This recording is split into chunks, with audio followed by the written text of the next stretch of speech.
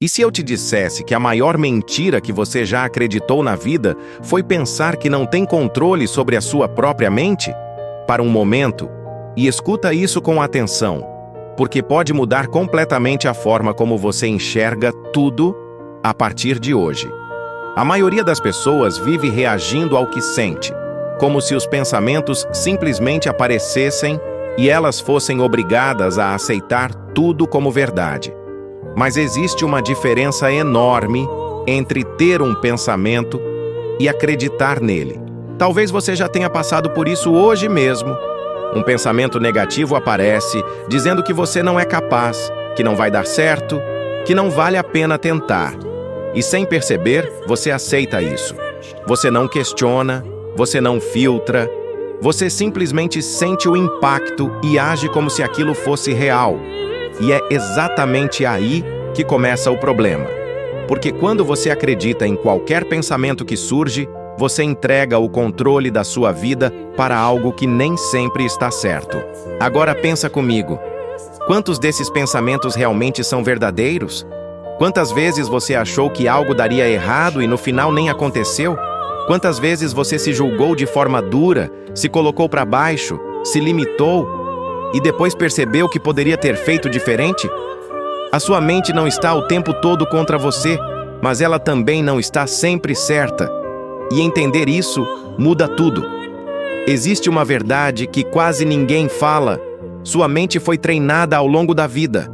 Tudo o que você viveu, ouviu, sentiu, tudo o que te disseram sobre você, tudo isso foi formando padrões dentro de você. E esses padrões geram pensamentos automáticos. Só que automático não significa verdadeiro, significa repetido. E aí você começa a viver no piloto automático.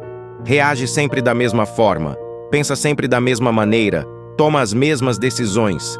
E depois se pergunta por que nada muda. Mas como mudaria se a base continua a mesma? Agora imagina duas pessoas passando pela mesma situação.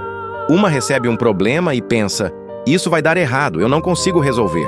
A outra pensa, vai ser difícil, mas eu vou dar um jeito.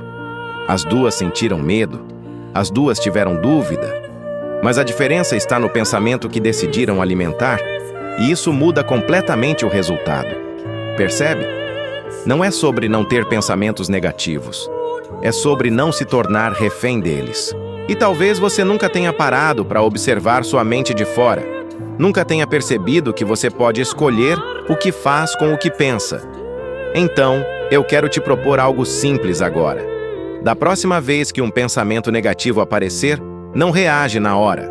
Observa, questiona, pergunta para si mesmo: isso é fato ou é só um medo?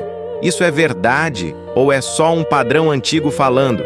Esse pequeno espaço entre o pensamento e a sua reação é onde a mudança começa.